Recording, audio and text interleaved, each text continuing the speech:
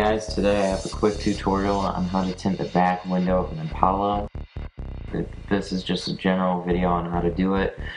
You can apply this to pretty much any back window out there. The method that I'm going to be using is a dry shrinking method. So the first step you want to do is wipe off your window, make sure all the dirt and sand is off of it. Next you want to spray it back down again and spray down a bounce dryer sheet and wipe it all over the back window. This is so the tint won't stick to the back window. It makes it a lot easier to shrink it. Some people use baby powder. I prefer dryer sheets. After you apply the dryer sheet, you want to make sure it's completely dry before you set your tint on. Then you want to take a hard card and tack down the tint to the window. Next, take a light so you can see the border of the dot matrix. And then you're going to cut about 1/8 of an inch past that border all the way around the window. The knife that I'm using is a red dot Ultra knife. I'll have links below in the description on where you can purchase the Ultra knife and the blades. You always use a stainless steel blade though when you cut out film on a back window. This prevents any sort of scratches, and you don't want to press too hard when you're cutting out the film.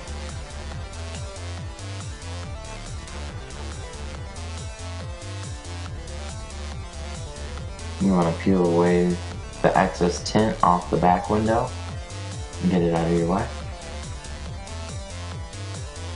Okay, now I'm carting out the window in what's called an H pattern.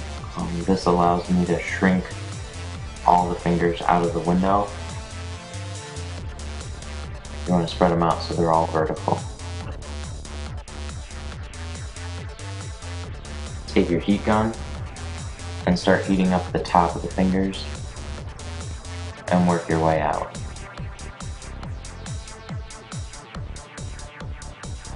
Be careful not to get the heat gun too close to the film because you can burn it, so you just want to take it nice and slow. This is a very difficult method of shrinking, but this is also one of the quickest ways to shrink a back window. I shrink a window in quarters, as you're going to see. Just take it one section at a time. I'll speed this up for you guys so you can just get a general idea of how to do this.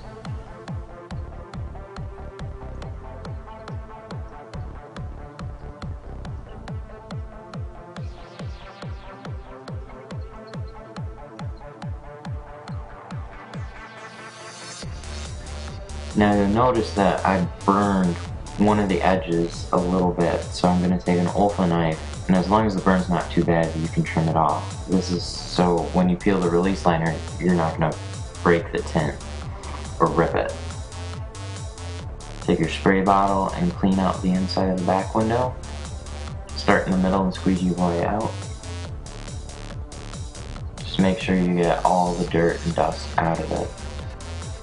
Spray down all your edges, and then the middle, make sure you get a lot of extra soapy water on it. You want this as wet as possible. Peel your release liner and then spray down your tint. Now this is one of the trickiest parts. You have to pick up the tint, put it on the inside of the window without touching the tint to any of the side panels or the seats, including the headrests. This will keep the tint as clean as possible. Once you have your tint in position, you're going to start in the middle of it and then work your way out with a squeegee.